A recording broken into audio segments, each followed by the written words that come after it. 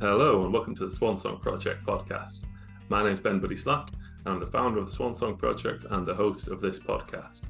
The Swan Song Project is a charity. We're based here in Leeds, England, and we help people who are facing the end of their lives or dealing with bereavement to write and record an original song. We believe in celebrating lives, making memories and leaving legacies. If you'd like to find out more about the charity, you can visit our website, which is swansongproject.co.uk.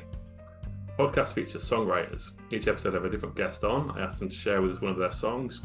We have a chat about how they wrote it. I ask them to share a songwriting tip, and I also ask them to share a song that's meaningful to them in some way relating to bereavement. This episode features Nevin. Mark was the songwriter for Fairground attraction, who had some big hits in the 80s. Particular song Perfect was the number one, I believe. And he's also co-written with people like Morrissey and Kirsty MacColl, among many others. And he's also had a long, successful solo career as well. It's a really fascinating conversation, and Mark shares some really interesting stories and experiences of writing in different ways with different people. I think you're really going to enjoy it. If you do, please consider liking, sharing and subscribing to the podcast. We've got lots more great guests coming up that I think you're going to really enjoy. Without further ado, here's Mark Nevin on the Swan Song Project Podcast.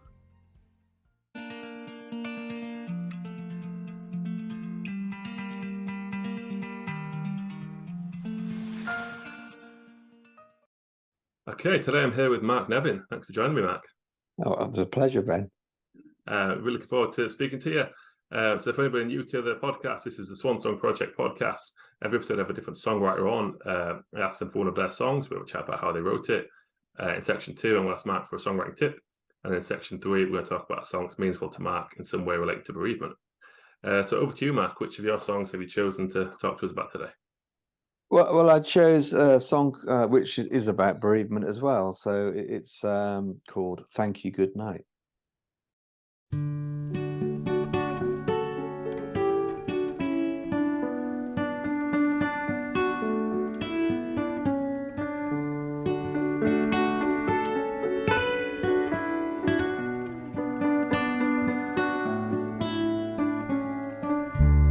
We always knew this day would come. It always does for everyone. Remember when we all were young. Take one last look at the setting sun. I'm here to tell you it's alright. I'm here to tell thank you, good night.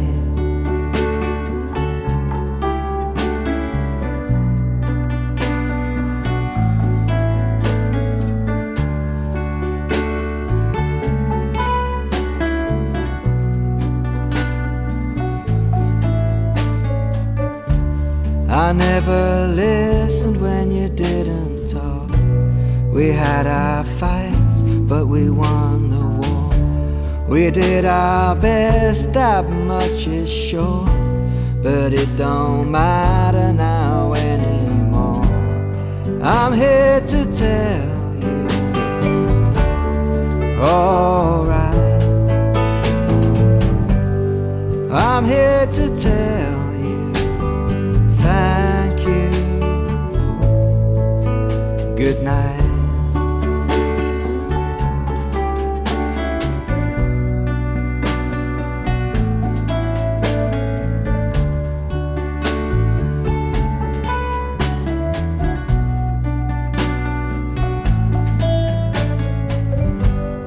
It's alright, it's alright.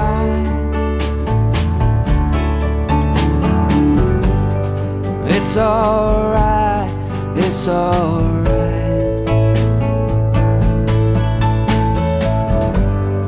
It's alright, it's alright.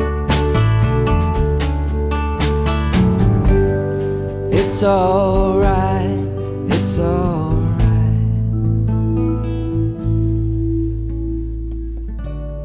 And on Sundays when the church bells ring, I'll think of you when you used to sing Danny Boy and all your favorite hymns. You were my dad, you were the king. So go to sleep now, it's alright. Yeah, go to sleep now. Thank you. Good night.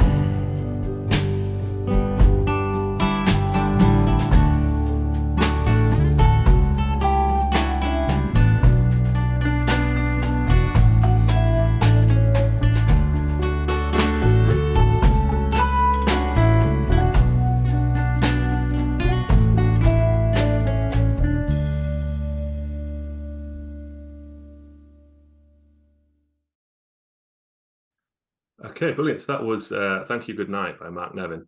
Yeah, it's a lovely song, Mark, really powerful. So what can you tell us about writing it? Well, it was when I after Fairground Attraction broke up, and we're going way back now to sort of like to making my first solo album, which was in 1999, and I was very, very. It was a new thing, so I'd never regarded myself as a singer. Never thought I would sing, and but it just got to the point where I'd been working with Morrissey and Kirsty MacColl, and these were great experiences. But I really wanted to get back to doing what I did in Fairground Attraction, was be the writer and in the driving seat. And so I did a solo album, which was it took a lot of getting used to the whole situation. And at the end of the recording, I went down to near the end of the recording of these songs. I went down to a place called Huncham Lodge, which is down in Devon, where Chris Difford from Squeeze was hosting one of his songwriting workshops, which he does every year. And I've done them for years since then. And I think it's one of the first ones I did. And he put me. And what happened is, my dad was at the time 77, and he was given 7 days to live. And we went down before I went down to Devon, and we went down to see my dad, which to say goodbye to him. We thought this is going now, So me and my 7 brothers and sisters went down to see him on his 77th birthday for his last 7 days. I don't know, there's a bit of a 7 theme going on here. I don't know what that means. Numerologists, please, answers on a postcard. But so we had this sort of big Sunday dinner sort of thing with him, and I remember him sitting in the bed, and we all of us, my mum and all us 8 kids, sitting around the bed, and we sang a hymn. My dad was a devout Catholic, and we sang this hymn, knowing that he would enjoy this for him. And halfway through the hymn, I remember thinking, if this is a movie, what's supposed to happen is at the end of the hymn that he would just sort of quietly pass away, and it'll be a beautiful. Because I knew that wasn't going to happen. It's going to be a really weird, awkward. What do we do now when we get to the end of the hymn? Which is exactly what happened. But halfway through this dawned on me, and I started to get the giggles, and I was laughing to myself, but trying to stifle it. And my dad said to my sister, "Well, Mark was really upset when he was singing that hymn, wasn't he?" Which of course I was, but it was also like a lot of these situations. There's a sort of tragic humor about the whole thing, and he didn't anyway. So he come to the end of the day, and everyone sort of went off. I'm not really sure whether we're ever going to see my dad again, or whether he was going to last out the week, or who knew what was going to happen. So I went down to Devon, where I was doing the songwriting workshop, and then on one of the days I was put in a room with 2 songwriters, a young woman called Jenny Jones and a guy called Joey Tempest, who was the singer from the band Europe and who wrote the song "It's the Final Countdown."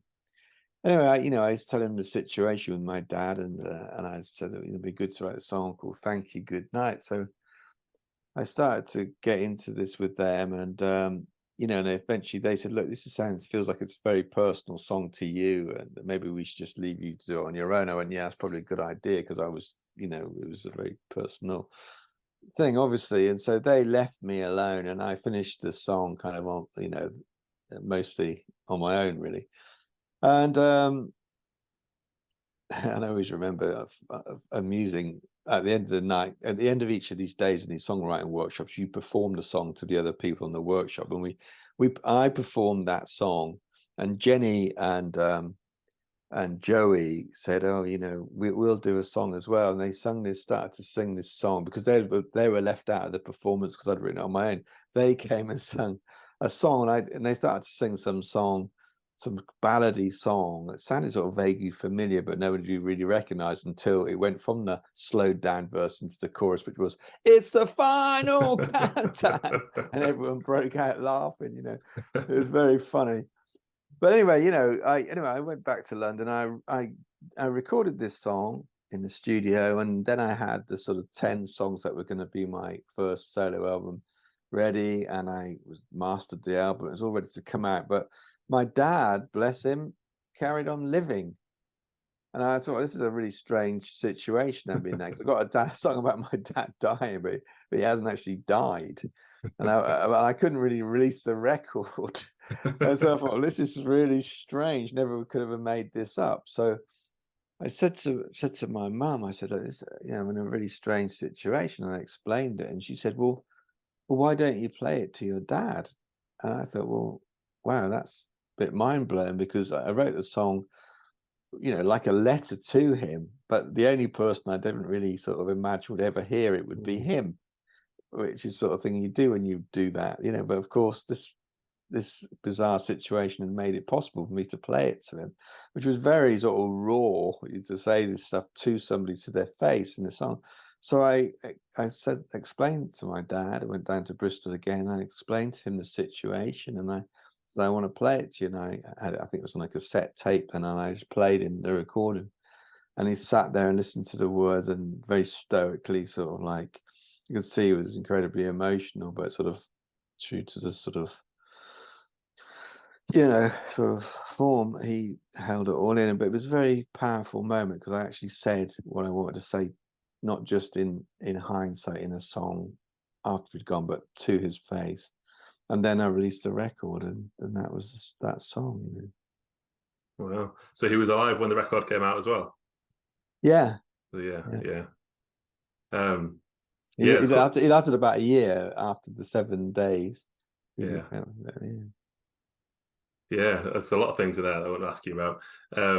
But yeah, firstly, what was that like from your perspective, sharing it with him, and what was his reaction to it? So this is something that kind of resonates with a bit in terms. So sometimes with Swan Song, we write songs for people who are anticipating the bereavement. So I guess people in that situation you were in, and this conversation comes up quite a lot where they've written a song for someone who's dying or about someone who's dying. And sometimes we do have that conversation, or the reverse as well, with someone who is dying writes a song for their loved ones and doesn't know whether to give it to them when they're still alive or to leave it for them. And a lot of the time people do choose to give it to them because it gives them a chance to respond then, and it's quite nice to have that. So what was that like in your situation? Like how difficult was it for you playing it for him, and what was his response? My heart was pounding. It's like, wow, because we don't often say the things. It's that that lovely song. Obviously, I'm sure it's been spoken about many a time on this podcast, "The Living Years" by Mike and the Mechanics. I mean, it's just such a stunning song, so powerful. Wish I'd told you in the living years. And I think that if you have the chance to tell somebody in the living years, you should really take it and grab it and tell them. There's nothing like it, because you can assume that people know how you feel, but very often they don't. They just assume that your silence is indifference, and it's not.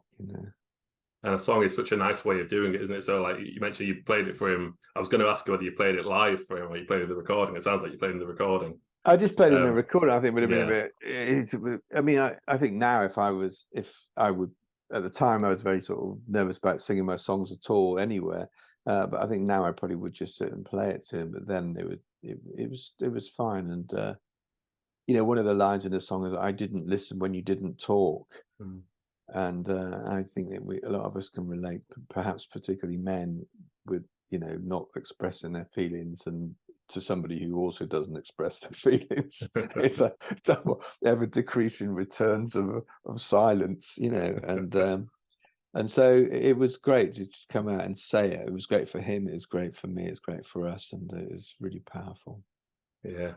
And did it come up much over that next year where he still lived? Did the song come up at all throughout that, and did you come back to it when he actually was at the end?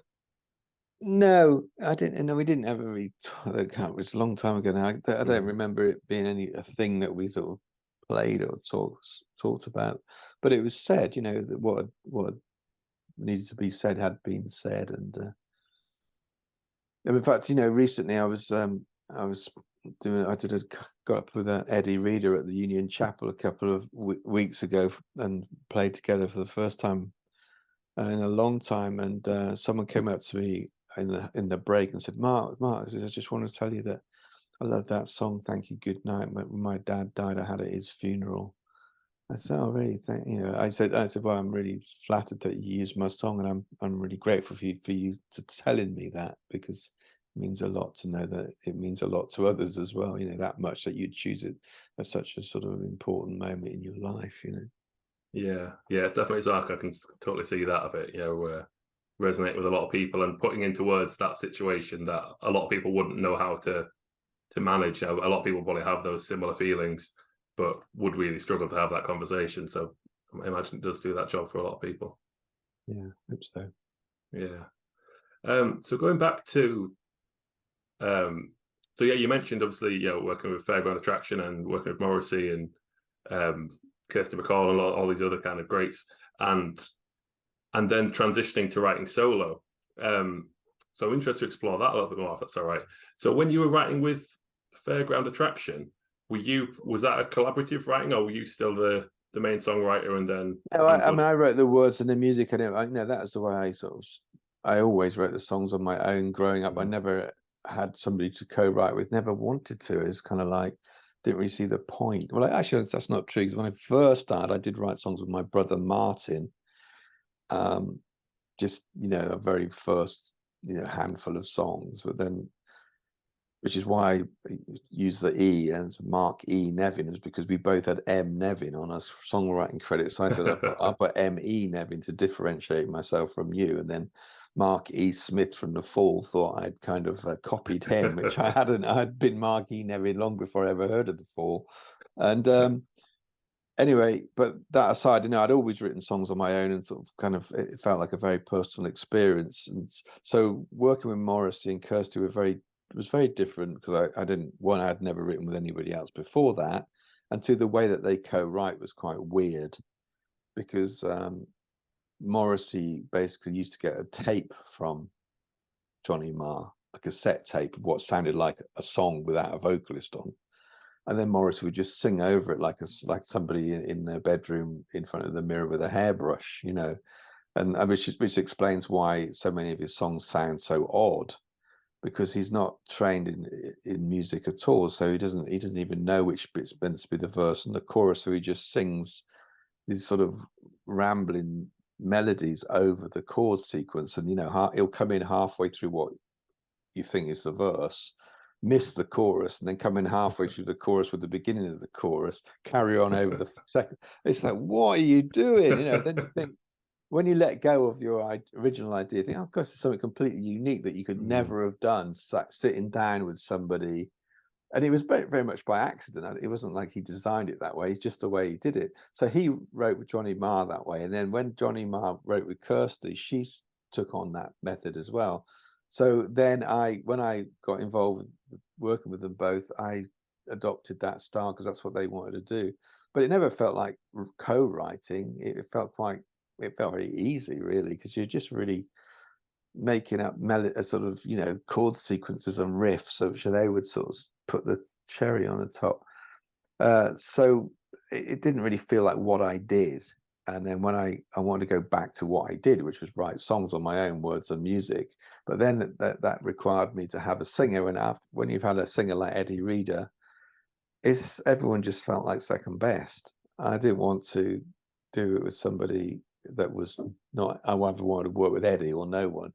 And so I did, and because that was not possible because of the problems between us two personally, I just started thinking, well, the only thing I'm left to do, I'm forced to do, is sing the songs on my own, whether anyone wants to hear me or not.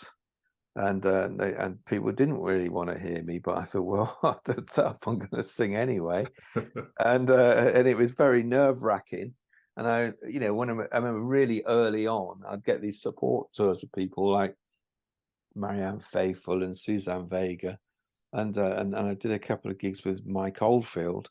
The first one being at Wembley Arena. I'd literally barely sung in a pub up the road before. And I turned up at Wembley Arena and said, Mike Oldfield was special guest Mark Nevin. I thought, oh no.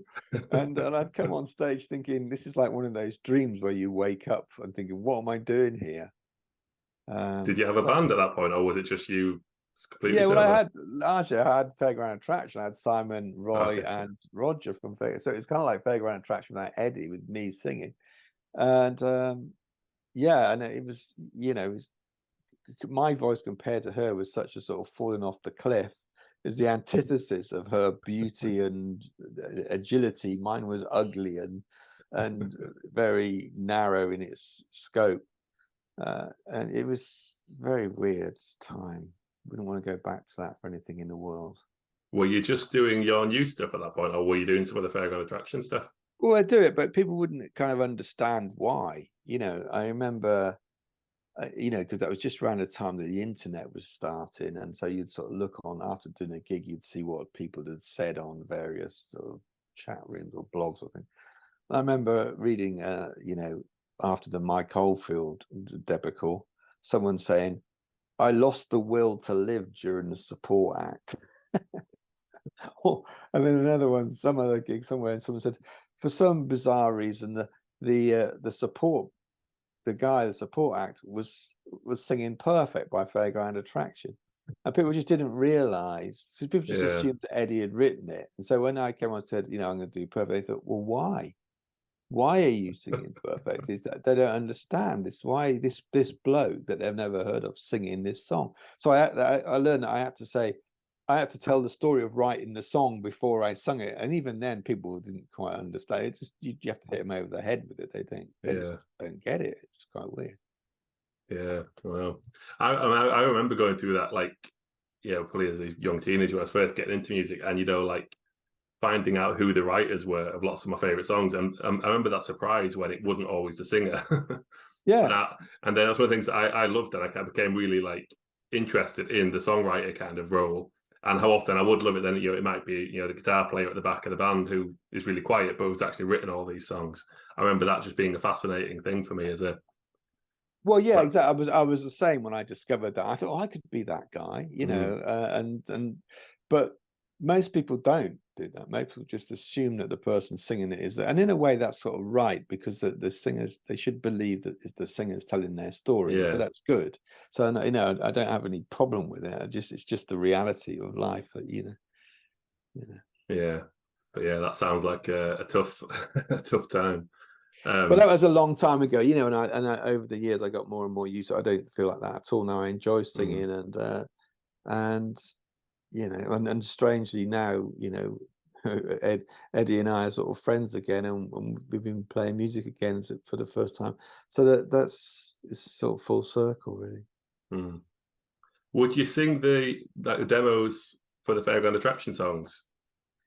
Well, in those days, you didn't really have, you just had little port studios. I used to have a 4-track port studio, and I would just sort of do a little tape of me singing, and I had some brushes on a newspaper to do the sort of drum part, and and just do a very rough vocal and give it to Eddie, or just teach it to her sitting down there with the guitar. It was very simple, but that, because we wanted to keep it like that anyway. We wanted the song to exist in its own right, and not to be a production with a song stuck in there somewhere, like a lot of records are. The production, we didn't really produce the records, we just played the song and recorded it. Yeah. So you would sing it then, and then she would kind of make her own, make it her own way, I guess. Well, yeah, I mean, there was sort of tension between us about that, and that that was that's a skill of handing over a song, if you like. So it's like putting my soul into her body, and it's a strange experience, because that she's telling my story when she's on stage. She's singing. She goes on stage and sings a set of my songs. She's literally telling my story, but it's also her story, and that's why it's so important that you the relationship you have was essential because we are very similar. We were both born in the same year. We grew up with exactly the same musical influences. We heard David Bowie when we were the same age. We heard the Kinks, everything that we did. So we had a lot of similar influences. And we're also from big sort of Catholic families. She's one of 7, I'm one of 8. So our experience is very similar. So when we met each other, there was a real chemistry between us that was good and bad. There's a lot of fireworks, and when it went off good, it was like great. And when it didn't, it wasn't, Mm. And was there ever any, so when Fairground Attraction started, you've been writing songs already beforehand, is that right? Yeah, I was, that's what I was, that was my vocation, is to write songs. It's like, I was a sort of strange kind of guy, just like read books and listened to records and wrote songs and just trying to find a way to get them into the world. And I soon realized that the sort of songs I wanted to write were not the sort of songs that you could send to Cliff Richard and he'd get his producer to make it into a pop record. And that is the kind of what songwriters tried to do. And I wanted to write the sort of songs I wanted to write, and then there was no one to send them to, and I needed to find somebody to sing them. And Eddie was the corresponding piece of the jigsaw. She was a singer who didn't want to sing the normal sort of pop fodder that was out there, but couldn't find somebody who wrote songs that were like the sort of songs she wanted to read, so that she wanted to sing. So when we met each other, it was, ding, you got the voice I want, well, you got the songs I want. This is fantastic. Let's have a huge argument. This is basically what happened. Yeah, but it was very powerful when we just found each other, because it was so obvious that we had something that was like very powerful. I remember once busking in Covent Garden. We were standing outside a shop in this little alleyway, and we were singing. We sang this song, and someone from upstairs, in the sort of above, like 4 floors up a shop, went, "Oh, you two down there?" And yeah, he goes, "Do that one again." It was like that. I mean, all the signs were people loved it right from the start. Yeah. Oh, it's so great when you like those. There's a lot of bands that are in the way, like you feel like it's just some magic in the combination of people, and it's so like, I often think like it's so fortunate that those things do happen as well. And you're like, I'm sure you've probably said, I know lots of great musicians who are kind of looking for that other piece of the puzzle, and how hard it can be to find. So yeah, it's great that when you hear the stories of them coming together. But also one of the things that I learned back then was, I sort of thought, I left school when I was 15. I didn't have a big education or anything, and I knew that the only way I was going to ever make any money more above and beyond, being a shelf stacker or something, was to music, because it was musical sport, and I was definitely not going to do it in sport. So it was music. And then I realized that, if you're going to write songs that are going to make money, you've got to write songs for people like, those days it was Cliff Richard or whoever was making records. And so I thought, well, what I'll do is I'll do 2 different things. I'll write songs that to make money, and I'll write songs that I love. And the songs that I tried to write to make money, one, they were rubbish, and 2, they never made a penny. And then I realized that, I mean, that doesn't work. You just got to write what you love. And if you're fortunate enough to write what you love and make money, you're very, very blessed. And I'm grateful to be blessed in that way that I did. But I never write to make money, just write your truth. Yeah, that's really interesting. What was your inspiration in those areas for what you were going to write about? Was it just you just sit down and think, see what came out, or did you have particular themes and things you were exploring? And was there any difference between that when you say you were writing songs that you were aiming to make money and songs that you were just writing yourself? If that makes sense. Well, yeah, like I said, the ones that you were trying to imagine what some pop star who was looking for songs would want, and you would write something to try and cater to the so-called market, and it would be awful because it would just stink of that, and And so, but what I wanted to do was to write these songs, and it came really largely from the fact that, you know, my mum used to, when I was a kid, she used to always sit down and read me parables from the Bible. And I loved these stories, you know, the pearls before swine, or whatever it was, you know, all these little stories which had this kind of little bit of wisdom in them, you know, and you'd get to the end of it, oh yeah, I'm a bit wiser now after that story. And that gooey feeling that you got when you heard these, that was what I loved in a song, you know, when you heard a song that had that sort of quality. And I really didn't feel like I fitted in anywhere in the world that was going on around me at the time, because most of the records that were coming out were nothing like that. And for a while I thought, well, maybe I should write stories instead. And I discovered this writer called William Saroyan, who's a very popular playwright and short story writer from the 1930s. I stumbled on one of his books in a second-hand shop for 10p or something, and I read all these short stories, and I used to collect his stories, and they were very similar to parables, in that they were short stories with a beginning, middle, and a character in it, and I get to the end, oh yeah, a little bit of wisdom in there. And so I thought maybe I'll do that, and I tried to do that for a while, but I found it like, I thought, you know, I'm doing so much work just to sort of describe the feeling that you get when you strum at A minor. I think I'll just go back to strumming the A minor. So I went back to strumming the chords, and then you found that you could say a lot more with 3 chords than you could do with 3 pages of prose. Mm-hmm.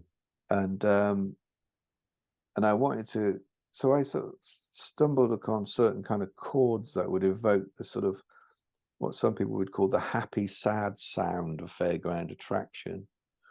They're sort of, that they had a quality of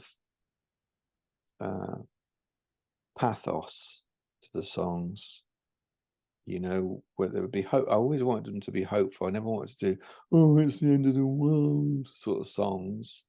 One that's incredibly easy, and people are depressed enough. There's no point in depressing them. You know, we've all got our own problems. I want to hear about yours as well, mate. You know, so I never wanted to write songs like that. I always want to write songs that kind of like gave something to somebody, a sort of a hope or some sort of sense of I don't know, just a good feeling, not just a good feeling in sort of like Casey and the Sunshine Band, but I mean a kind of a positive healing feeling. And so I sort of gradually sort of evolved this way of playing the guitar and writing that had certain kind of chord shapes that evoke this sort of happy, sad, so that sort of pathos. There's hope in the sadness kind of feeling, you know. Mm-hmm. Would you primarily start from a point of lyrics and story, or would you primarily start from music side, or would it vary a lot? Well, usually I'd write the songs walking down the street, really, you know. I remember once the song "The Moon Is Mine." I mean, I was living in this squat in Cricklewood, and I decided this was where I was going to learn how to master songwriting in this place. So I called it the Academy of Fine Popular Music. And I was writing a lot of songs that were kind of similar in the sort of Dusty Springfield type style. And at the time, I really thought I want to write these sort of Dusty Springfield sort of epic ballad things. And Eddie and I were sort of, that's when we were starting to get involved, and it had an element of that to it. It was only years later that I realised that I found out that flat was actually opposite to the house that Dusty Springfield was born in, which was quite a surreal realization in Cricklewood. But that's not the point of the story I was going to tell. The story I was going to tell was that one day, about 6 o'clock in a Monday morning on a frosty February, I heard this huge crash, like the thunder had just broken the roof off the house. I thought, what is that? And I realized it was the council bailiffs breaking the door down with crowbars. And 4 blokes who looked identical to Phil Mitchell from EastEnders walked into the flat. Right, there you go. What? Yeah. All right. So I picked up my guitar and I walked out into the freezing cold Cricklewood Broadway, homeless. And I remember feeling incredibly happy. And I wrote the song in my head, the lyrics to "The Moon Is Mine," which says, you know, getting no calls, no letters, no fire. I got no hook to hang my hat on, and it says, skim a stone across the river, throw all my money in the wishing well. I can't afford the cost of living if the price is living hell. The moon is mine. Yeah, the moon is mine. And it's this sort of great feeling of liberation. And I was always determined that I would never become like a slave, and that I would always follow my dream of music, and not just of music, but of a way of living. And there I was, like literally homeless in the ice cold frosty morning, and just said, this is it, I'm fine, I'm happy. And that's how I write a song. It comes like that. It's revealed through life, and everything that's just kind of doing the technique, putting it together. But it comes from, I don't even write them anyway. I just find them in the garden like mushrooms. That's a good way to describe it. Yeah. And that process is the same today when you're writing, is it? Yeah, I just got to be like a radio that's plugged in, and the songs come. I just twiddle the knob sometimes, and not the twiddle and it comes in. The songs come down. It's my job to receive them. And yeah. And what's your schedule like for doing that? Do you have a set time when you work, or is it like when they come through you go and, or do you write in projects, or any particular routine? Well, I mean, I always writing, but not always every day. But I mean, the thing is, I'm also about 10 years ago, I qualified as a psychotherapist, because that was a kind of way of taking the songwriting skills somewhere different. And I didn't want to be on tour because I had children, and I sort of became interested in psychotherapy, and so I became a psychotherapist, and so I use that every day. And it's the same skill of putting words into feelings into words. And so it was very sort of effortless sort of transition from being a songwriter to being a therapist. So I'll be like in this room, and I'll be doing therapy on Zoom with people like this 1 minute, and then I'll pick up my guitar the next minute, and I put my mic over, and it's like a studio in here, and so it goes between the two. So the process of writing is non-stop. I mean, in the sense that I'm constantly receiving and feeding back, and it's all one thing. That's really interesting what you said about the how similar psychotherapy and songwriting is. Again, it's something what comes up a lot in Swan Song, where people talk a lot about the therapeutic benefits of it, and that they don't expect them. But it feels like the songwriting process, especially when you're doing it authentically, when you're not trying to write something that's going to make a lot of money. It's you're trying to write something which is expressing what you've been through. And but yeah, how many similarities there are with that process of exploring what people's feelings and emotions, and then putting them into something. Well, they've done.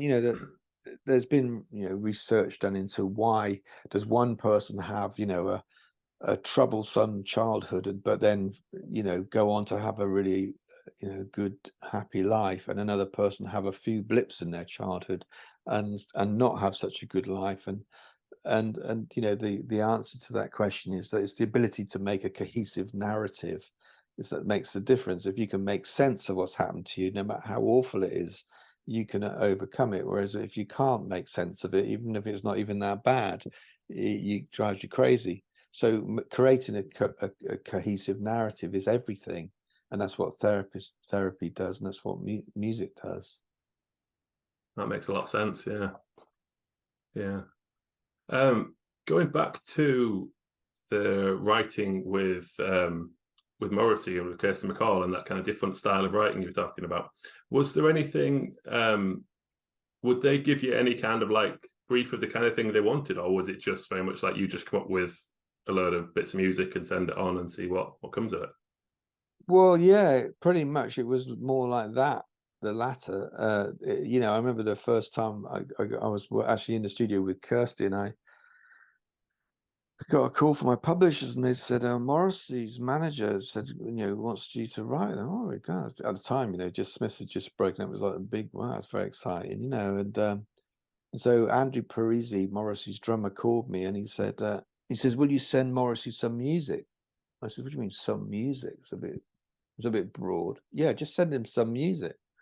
And so that was kind of like literally, I don't know, I could send him sort of Mantovani's greatest hits or something. I didn't know what to send him. So I just did something that I thought there was kind of cross between what I did and what I thought Morrissey did. That seemed like, and I sent it to him. Well, I sent it to him. I sent it to Burt Reynolds because he said, "Oh, just on the." That's what I was told. Just address the jiffy bag to Burt Reynolds, and to this address in Manchester. So I wrote Burt Reynolds on the thing and sent it into this post box to Manchester. And then a couple of days later, I got a letter back, well, a postcard, and the back, all it said in scrawly handwriting was "perfect." That's what it said. It's Morrissey's wacky handwriting. And so I would send him things, and he would just send back these very funny letters, which I still got. They're great. Letters and postcards, and sometimes you'd say, could you do one that's a bit like this or a bit like that, and I'd say, it's a rough guideline, but it was also abstract. In a way, it's too abstract. In a way, I wish it had been more focused, that we'd actually got together and spoke, because when you did get together with him, he was so shy, you didn't really speak anyway. He would sit there sort of painfully awkward, and then which would make you feel painfully awkward, and you're just willing for it to be over. So there was never any kind of chitty chat. What are we going to do? Let's do this song, like you would do normally with a co-writer. Yeah, that sounds like a really strange kind of process. Yeah.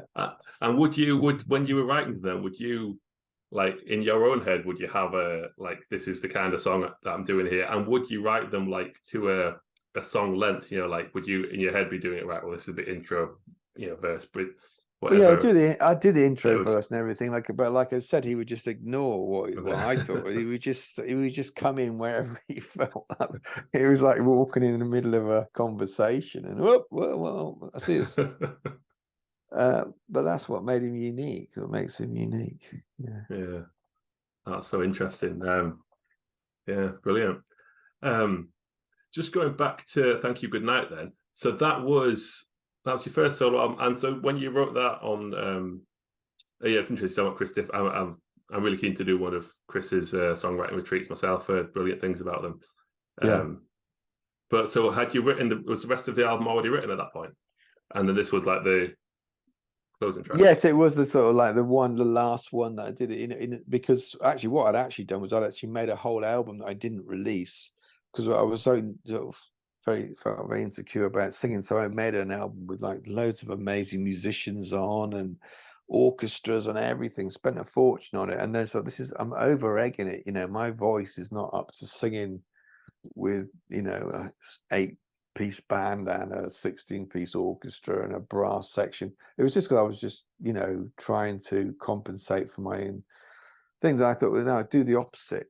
Strip it right down to the absolute minimum, which is what I did. I went into 8-track Pathway Studios in Islington, where they did, first Police records and stuff, Dire Straits, and the 8-track, tape, and I just recorded them in a few days live. I thought, this is stripped down, basic, take it or leave it. All over egging it wasn't a good idea.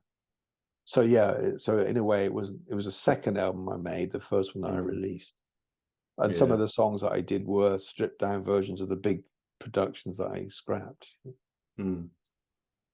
Before we move into the next section, do you have any pieces of advice, I guess, for anyone who else might be, struggling with their own voice, of kind of wanting to start singing themselves, and I guess struggling, feeling like a singer, and I guess from your transition to doing that and coming to the stage where you love singing now? Well, don't try and be a singer, just try and tell the story. Don't listen to a sort of Luther Vandross album and then sit down to write a song, because that's going to make you really depressed. Just tell the story, just convey the story, and even if that's just talking, but never try to sing. As soon as you start to try, people can tell that you're trying, and then they turn off. They want to get away from you. Like when somebody laughs too hard, or or tries to show that they're intellectual by using big words that they don't understand. It's cringe. So trying to sing is a mistake. Just convey the story, and don't worry about the tone of your voice. Because if you think about people like Bob Dylan or Lou Reed, I mean, Welcome to Wild Side, he's not singing, he's just telling you the story. No, you don't go, oh God, that Lou Reed, he can't sing, shut up. And Leonard Cohen, they just don't care. Yeah. Was that was this the kind of stuff you were thinking about at the time when you were doing that? Or is this something that's kind of come to you upon reflection? Like, do you remember what that was like at the time? Well, at the time, you got to remember. So if I had someone say, "Oh, yeah, it was a gig on tonight," Mark Nevin from Fairground Attraction. Oh, I like Fairground Attraction. Thinks of fantastic female singer. I'll go to that gig. Oh, this is really different than I thought. Because I was always, Eddie was sort of noticeable by her absence all the time, because particularly if I was singing the songs that we'd sung, all I would, it's just, I'd got used to having this absolutely incredible singer next to me, but it was really important that I went through that, because I relied on her and she relied on me, and then when we couldn't, for complicated reasons, carry on that, it was absolutely necessary for us both as individuals to grow up, because we both relied on the other so much. And then when we lost each other, it was incredibly difficult for years, But it's like growing up. You have to grow up, Yeah. So it's like for you, it would have been so much harder for I'm thinking of lots of people who might be starting to write songs and struggling with the sound of the voice and trying to find a way of getting comfortable with that. But for most people, there's not an expectation. Exactly. They're not going on stage with people expecting a great singer who's they're very familiar with. Well, it's like people say, surely it would really help you, because of the success of Fairground Attraction. Surely that would get help you sell a lot of tickets. I said, well, no, it's exactly the opposite. It'd be easier if I'd never been in Fairground Attraction. I just started. I was just a bloke on my, but if you think about it, if you think, oh, Chris Stein from Blondie is going to do some gigs. Oh, I'm going to go see Chris. Is Debbie Harry coming? No. Oh, I like Blondie. Where's Debbie Harry playing? You know what I mean? It's the same situation. So it wasn't a help. It was a hindrance. It was actually pretty much impossible hindrance to get over with. And eventually I got to the point where I realized that it was best to keep the whole Fairground Attraction thing as quiet as possible. And just hopefully that someone walks through the door has never heard of me, like it was the first gig I ever did, and take me at face value. Yeah. Really interesting, Mark. Let's move into section 2 now, shall we? This is where I ask my guests to share with us a songwriting tip. So what would your tip be for us, Mark? Get out of the way. That's the main thing. Yeah. Can you elaborate a bit more on what you mean by that? Well, you don't write the songs. You find them in the garden like a mushroom. That's the thing. You're radio, you receive it, and being open to that reception is the key. And people sometimes go, oh, I'm really struggling with this lyric. I've been all day struggling with this lyric. I think, well, give up then. You're never going to get it. Shut up. Just stop struggling. It's like, I'm really forcing that mushroom to grow. It won't grow. It's going to grow. You have to get out of the way for it to grow. And your ego is the biggest enemy, because you're not writing the songs, you're receiving them. And so your ego is the biggest problem. That's why you get bands there, do a great first album, then they to a terrible second one because they actually think they did the first one. They didn't. They found the songs the first time, but somebody started to tell them they were great and they believed it. And then they started to make them up. I was writing with this young writer a few years ago, and he kept coming up with ideas that were, really not very good. And he was getting frustrated because I kept going, oh, no. And then eventually went, well, what's wrong with them? And I said, it sounds like you're making them up. He goes, I am. That's what we're supposed to be doing, isn't it? I went, no, we don't make it up. We find it. So just, in the Catholic Church, when you say the Our Father, you hold your hands up with your palms turned up like that. And if you adopt that physical position of your hands turned up, your palms turned upward in a receptive position, that is the position to occupy psychologically, emotionally, spiritually, intellectually of reception.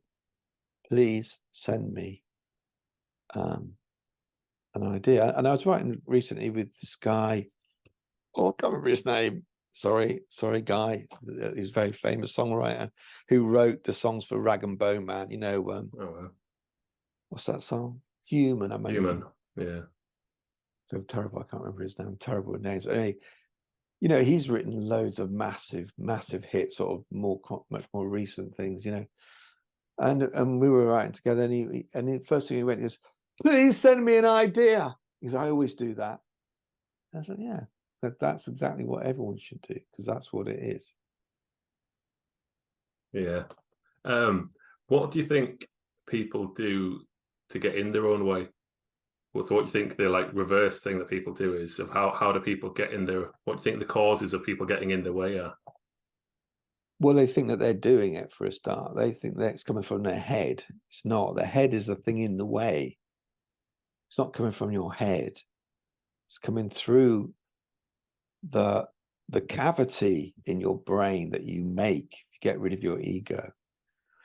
But if your head's there thinking, hey, I'm a great songwriter, and I'm going to write this great song, you don't stand a chance. Just turn up and just notice what's floating around. And the first thing that's right in front of you, the ideas are right in front of your eyes. And people are sitting there, great idea floating around, wonder what I can write about. Great idea right in front of your eyes. Wow, I wonder what I can write about. But, have your eyes and your head, everything open, and look and listen to, if you're co-writing, listen to what other person's saying, and they'll tell you a brilliant title in the first couple of things they say to you. But you're probably waiting for to look for a title. 4 titles have just gone past your head. Mm-hmm. And there's a great book by Stephen King called On Writing, where he talks about the muse. And he says, people say to me, what do you think about the muse?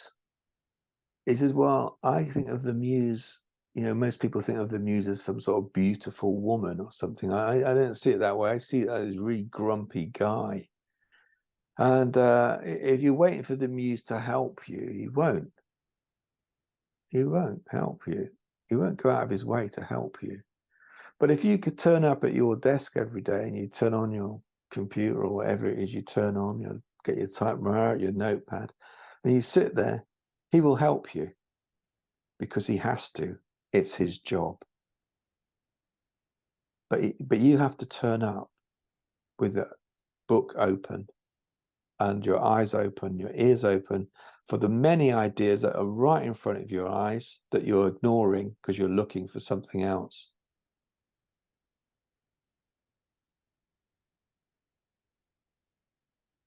Yeah. And does it sounds a bit like what you were saying about the singing as well, in terms of you think, is that an issue when people are trying to have preconceived ideas of what the song should be about? You think, is that a problem? And it's rather than just being in the moment of seeing what comes through? Yeah, definitely. If you want to try, so often people they like, oh, I like Coldplay or something. I mean, I'm going to write a song like Coldplay. Well, don't do that, because Coldplay will probably do it much better than you will. You know, I mean, it's good to be influenced, and we all have people we like and look up to, but write whatever comes to you, you know, don't try and be great. Just receive what is given to you at that moment and write it, and then do it the next day and the next day and the next day. Never try and be great, never try and be clever, you know, never try and write a hit. Just write the truth that comes through you all the time, and the more you do, the more it comes through you, and it never runs out. You know, I used to think that, oh God, I worry one day I'll run out of ideas. And then, you know, it really dawned on me was when David Bowie died. I thought, oh, you don't run out of ideas, you run out of time. Just keep writing all the time, and they'll keep coming. It's like the more you write, the more stuff comes. Yeah, no, that's really good advice, Mark. Something I was going to say then, I forgot what it was now. So if you're just writing all the time, do you have any kind of process of selection then of what bits, you know, you carry on with, which bits get scrapped, or do you just complete everything and then just see what's your kind of sorting process like, I guess? So when I say I'm writing all the time, it doesn't mean I'm sitting down with a pen writing all the time. I mean, I'm always in the receptive state of receptivity. You know, I'm always receiving, you know, I'm open all the time to what is in the room. And sometimes I'm actively doing it, and sometimes I'm not. You know, sometimes I'm going to sit down and write a song, but it's very rarely do I do that, really. It usually just comes. But I put a bit similar to what Stephen King said. Paul Simon said a great thing in an interview with Jules Holland on Later a couple of years ago, which made me laugh. Jules said to him, "So, Paul, you've got this new album out. What's the inspiration?" And Paul Simon looked at him like a bit miffed. He said, "Well, there's no inspiration. It's my job." I just thought it was like, Paul Simon, you know, how cool is that? Yeah. It's his job. He turns up and the muse has to help him. And so, you know, in terms of, you know, finishing things off, it is good to finish things off, you know. And some people, I think John Lennon said, you know, always try and finish the song in one sitting. And I think that's really good advice. And then those songwriting workshops are good because you kind of got a thing where you don't want to be the only one who doesn't finish a song in the day. So it makes everybody, gives them this discipline. People do when they're sort of forced to do that. And it's good to try and finish it off, because you often, if you leave something half finished and then a couple of weeks later you come back to it and you've kind of lost the spirit of it, and you've got to get back into it. And sometimes you have to do that, and there's no right or wrong way, but it's good to try and finish it in one sitting if you can. And yeah, just keep going. Hi, my name is Deb, and my husband Rich was diagnosed with frontotemporal dementia at the age of 50. We were invited to write with the Swan Song Project about memories Rich has, and he wanted to include things in everyday life that mean a lot to him. We met Ben a few times to chat with what he wanted to put in the song and the type of music he wanted to put the words to. Music is a massive part of Richard's life. We were also invited to the recording studios, which he absolutely loved. The song is amazing. Everybody loves it. It's just Rich. And it means so much to us because due to his diagnosis, he will lose his voice eventually, but we will always have it. Please donate to the Swan Song Project to help more people like ourselves and write a song to keep forever. But I'm a happy man. Love my life and do the best I can. So let's move into section 3 now, shall we? This is what I asked my guests to share with us a song that's meaningful to them in some way related to bereavement. And what I'll do here is I'll put a link to the song in the description. So if you're not familiar with it, you can pause the episode here, go listen to it and come back. So which song have you chosen for us for this section, Mark? This beautiful song, Sand and Water by Beth Neilson Chapman. I can't actually remember where I first heard it, but I remember when, in terms of it was shortly after my dad died. My mum then surprisingly died 2 months later herself, which we were expecting my dad to go, but my mum, she did a classic died of a broken heart thing after 55 years of marriage. And then she'd always said that, when she dies, that she would just go to sleep and that will be it. And it's exactly what she did. Everybody came there on Christmas Day, Boxing Day. Our whole family got together, which was a lot of us, because besides the 8 siblings, there's the kind of all the in-laws and children and grandchildren. So there's a massive amount of people, huge Boxing Day, and then everyone went home. My mum said good night, went to bed, and just died in her sleep, like peacefully, And I had this dream that that night, before I knew she'd died, but I had a dream that I went to Iona in Scotland, which I'd never been to Iona in Scotland before. And this strange dream. And my sister woke up and said, Mum's dead. And I went downstairs and she was dead, And I went to Iona. This was just before 1999, before the millennium, Boxing Day. So it's a few days before 1999, the end of the millennium. And so I drove all the way from Bristol, that we were in, all the way up to Iona in Scotland. And of course, it was, by now it's like New Year's Eve, and fireworks were going off everywhere. And it was mad energy. And I went to Iona, and it was so much. Storm was so bad there, we couldn't stay. So I came back, just went there, walked around the island a couple of times, went to the big cathedral, the abbey there in Iona, and came back again. And I discovered this song Sand and Water by Beth Neilson Chapman, which is, since that time I've got to work with Beth and become a friend of hers. She's an incredible songwriter and a great woman. And she wrote the song when her husband died of cancer. And it has the line, solid stone is just sand and water and a million years gone by. It's just so great that, everything is solid matter is just sand and water. It's everything that goes together comes apart. And it's a beautiful song. It's absolutely brilliant. And then one year shortly after that, turned out that she was going to be at one of Chris Difford's things, and I said, right, I'm going to go to that, because I hadn't been to one for many years at that stage.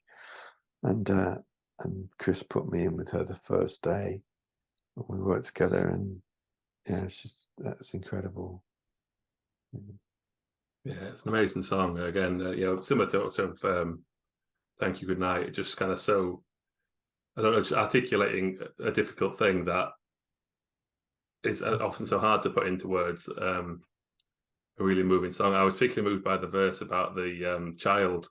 Yeah. And the lyric was, his laughter fills my world, and he wears your smile, or something like that, is it? Yeah. Which, I thought was just, a stunning song. And she taught me a lot about songwriting, well, so, because I'd sort of, during the time that I trained and became a therapist, songwriting took a back seat for quite a long time.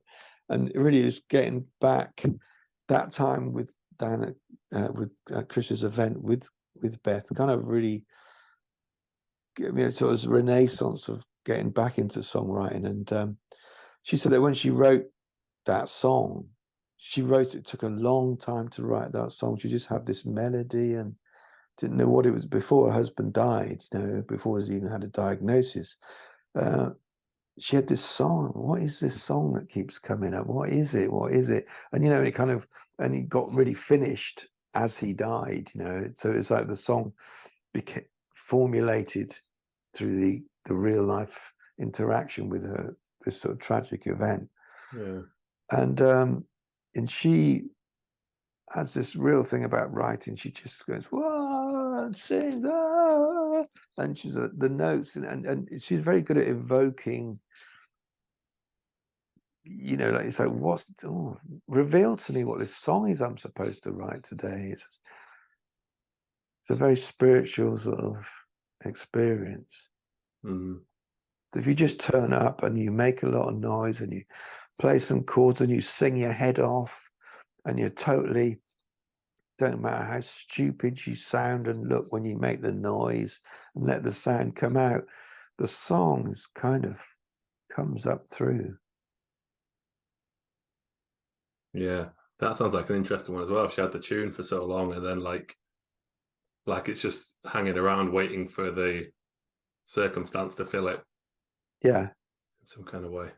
Well, it's like, I think that it's songs, you know, it's an emerging awareness. You know, I remember when I was writing with Kirsty, I started thinking, wow, it's really weird. These songs that we've been writing, they're coming true.